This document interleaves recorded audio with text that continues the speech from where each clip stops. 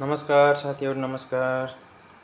धेरै साथीहरुले आवाकोडा खानै जानेन, कस्तो नमिठो छ भन्नुहुन्छ हैन। अब म आवाकोडालाई कसरी साँदेर कसरी खाइन्छ भन्ने कुरा चाहिँ म देखाउन गइरहेको छु।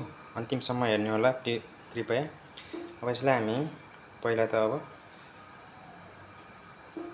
यसलाई निकाल्नु पर्यो हैन।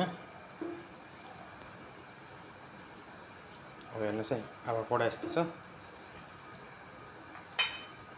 अब हामीलाई चाहिन्छ आवाकोडा भइहाल्यो, तोरीको तेल, टमाटर, प्याज, लेमन, कागती हैन।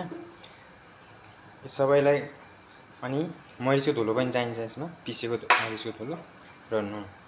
अन्तिमसम्म हेर्नु है कृपया। फोहोरलाई चाहिँ यसरी सफा गर्ने, भित्र फोहोर छ भने।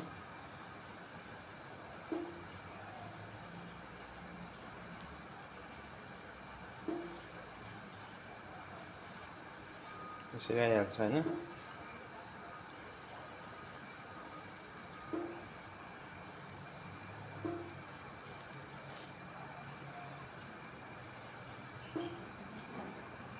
सो गाइस, अब यसलाई चाहिँ चप गर्ने हैन। म यही प्लेटमा चप गर्न गइरहेको छु मसिनो गरेर।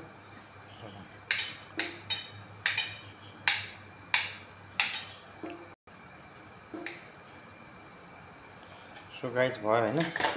अब हामी राखौं कागतीको रस र प्याज, टमाटर, मरिचको धुलो।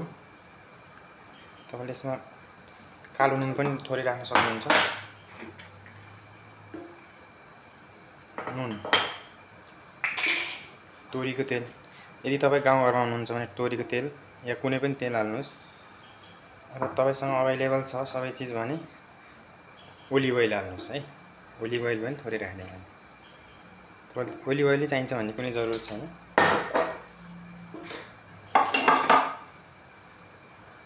सो कालो नुन पनि मैले थोरै टेस्टको लागि राखेँ। सो अनि यसलाई हातैले यसरी मिक्स गर्नु होला। हेर्नुस् है साथी।